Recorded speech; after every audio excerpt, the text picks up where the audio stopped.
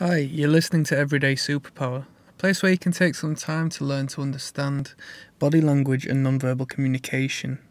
What people say without even saying it.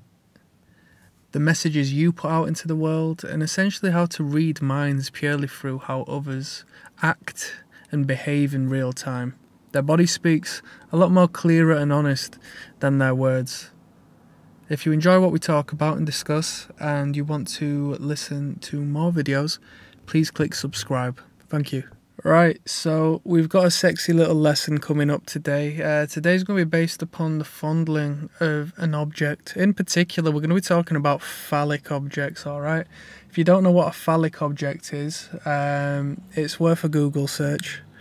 It should be pretty self-explanatory, so what we're going to be talking about is we'll talk about it in a dating context. We will try to throw a few different examples in there if I've got the time, but we're going to be talking about objects such as cigarettes, the finger itself, the stem of a glass of wine, potential phallic shaped dangling earrings. We can use the ring on the finger in contrast to the actual finger itself. If you want it to be bold and brash, you want particularly, unless you're going on quite a weird date, you're probably not going to see this, but we can look at bloody hot dog sausages or cucumbers or anything you'd like, alright? Once you start to open your eyes to it, you realise how much of the world is actually quite phallic. I'm based in London, so if you have a look at the skyscrapers and the shapes of the buildings we have overlooking the city, it's pretty self-explanatory what the men are trying to achieve whilst creating these big monstrosities. So the fondling of a phallic object. Let's say we're on a date, yeah. Person sitting there across the table, it could be a man or a woman, doesn't matter, does it? So the person's looking at you now. They may be fondling the stem of wine, or maybe even a bottle of wine, alright, as an unconscious indicator of what's in their mind, and it gives you a visual and symbolic representation. Okay, once you see it, it's pretty clear what it indicates, alright. In return, let's say a woman has done it, okay, so a man's equivalent, he can definitely do an equivalent of sorts. If you want to imagine what that could be, I will do a video on that. But first and foremost, the man tends to possess the woman rather so than indicating any sort of, genital display. By holding a nearby item of hers. So he might possess her car keys or her bag, or just take something of hers, maybe cheekily and jokily, or maybe more seriously, so possess an item of hers.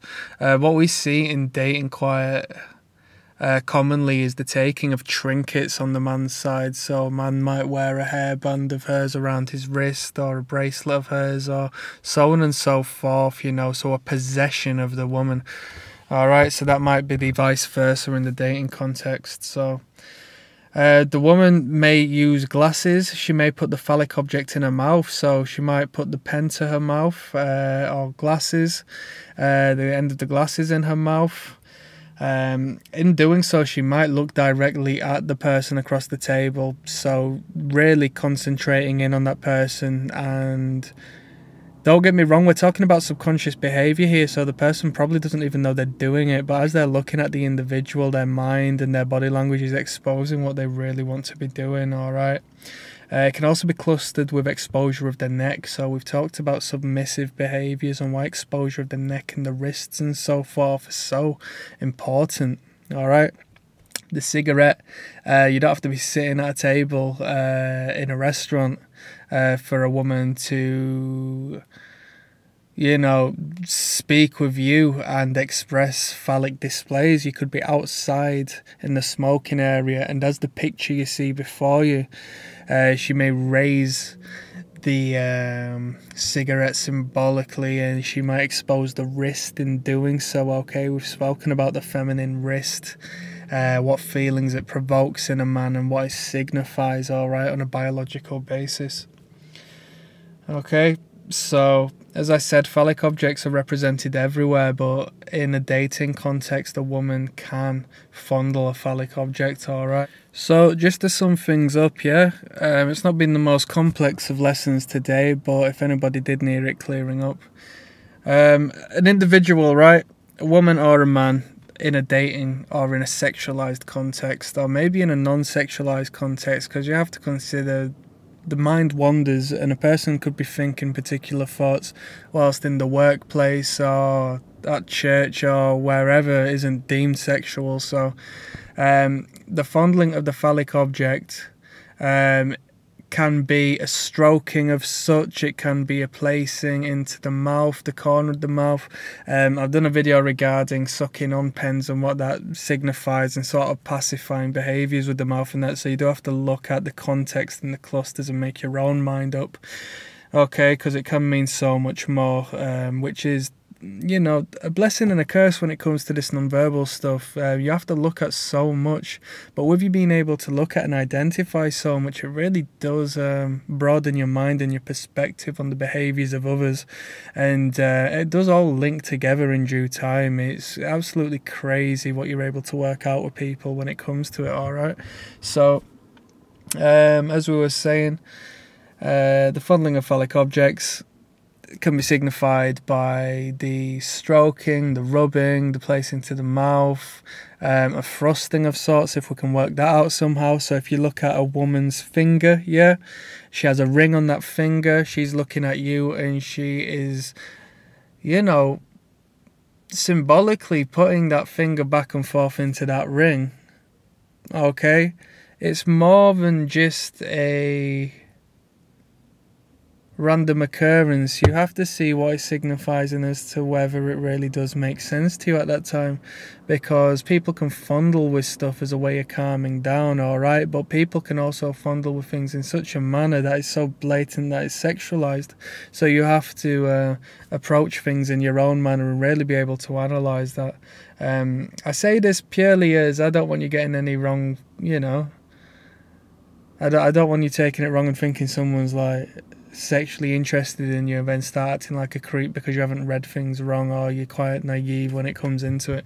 There is a lot more that comes into play, but you know, if you are flirting with an individual and they react in such a manner that sends such a strong evidence sexually charged bit of body language, then take it as such and go from there.